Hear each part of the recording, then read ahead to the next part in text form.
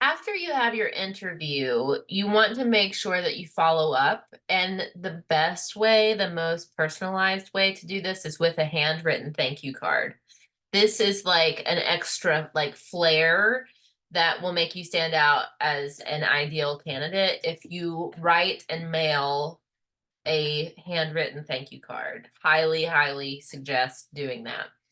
If you don't have an address for mailing a thank you card, an email will suffice to either the interviewer or all members of the panel. You kind of choose that.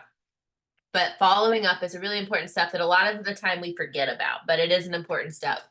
And you just want to thank them for their time, maybe say something like you enjoyed getting to know them, whatever you feel, but just make it personal to your experience. And then once you get the job, because you're going to be great in your interview, that's when we start to negotiate. That's when we start to talk about salary. And it's more than just saying, yes, I'm so excited, I'll take the job, right? Because we have to think about what that means. And this is where you ask clarifying questions about salary and also benefits. And this is an important step that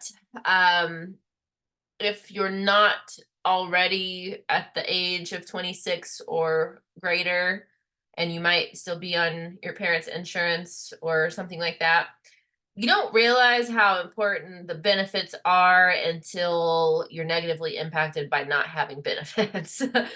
So, this is an important step in your process to discuss health insurance, for example, retirement, 401k possibilities.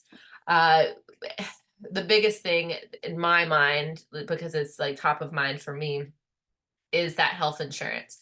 Is it dental? Is it vision? Is it are you paying in? Are they paying half? How much are they paying?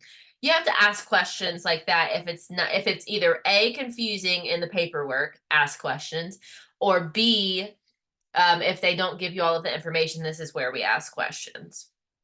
So always with these questions, this negotiation process, be polite and collegial and also collaborative. So if you interview for a job that says their job call says something like salary is commensurable with qualifications and experience, well, that's not a direct answer. And then if they like go way lower than what you anticipate, the correct way to, or let me say this, the incorrect way to handle this would be to say, oh, well, I'm worth more than that, right? You might,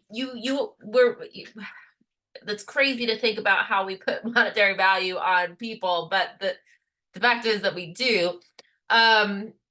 However, it's hard not to get defensive sometimes when we get like lowballed a salary when we expect more. So whenever you approach these scenarios, do so with an open mind. And also, if you have like a lower salary than anticipated, maybe the benefits outweigh that, and that's more important.